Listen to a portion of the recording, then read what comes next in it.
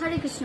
আপনাদের সকলকে স্বাগত আমাদের গীতা পাঠের আসরে। শ্রীমদ্ ভগবত গীতা আমাদের জীবনের দিশারি, যেখানে ভগবান শ্রীকৃষ্ণর নির্দেশিত যে পথ অর্থাৎ মুখনিসৃত বাণী, সেই থেকে আমরা আমাদের জীবনের যে চিরন্তন সত্য এবং শান্তি, সেই শান্তির পথকে খুঁজে পাই।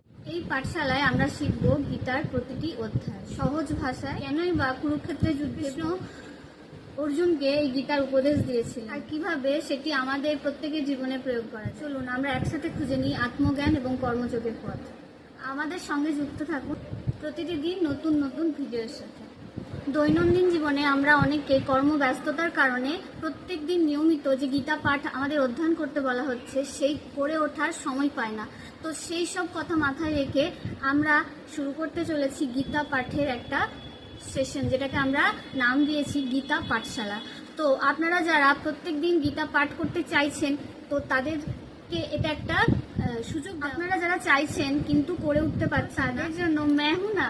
তো আমি প্রত্যেকদিন সকালে একটা করে গীতার শ্লোক পাঠ করব, আর তার সাথে সাথে আপনারাও আমার সাথে সাথে সেই শ্লোকটা পাঠ করবেন এবং সেই শ্লোকের যে অনুবাদ এবং তাৎপর্য, সেটা নিয়ে আমরা সন্ধ্যাবেলায় আবার আলোচনায় বসবো এবং আপনারাও সেই সাথে একটু টাইম ফাঁকা করে আলোচনায় বসতে পারেন। তখন আপনাদের যদি কোনো প্রশ্ন থাকে, আপনারা সেই প্রশ্ন আমাকে করতে পারেন।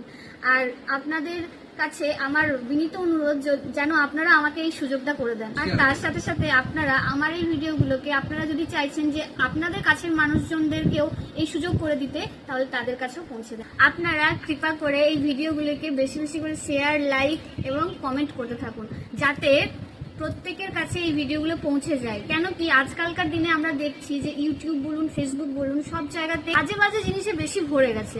মানে ভক্তিমূলক ভিডিও তো দেখাই যায় না, আর ভক্তিমূলক হরিকথা তো দূরে থাক।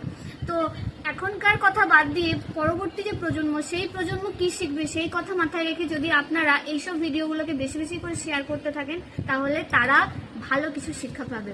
তাহলে যারা চাইছে না শুনতে, তারাও শুনতে পাবে, এবং যারা চাইছে শুনতে কিন্তু পাচ্ছে না, তাদের কাছেও ভিডিওগুলো পৌঁছে যাবে। আর এই কারণে আমার এই ভিডিওগুলোকে আপনারা সকলের কাছে পৌঁছে দিন। গীতার যে জ্ঞান, সেই গীতার জ্ঞানকে নিজেরা উপলব্ধি করুন। হরে কৃষ্ণ।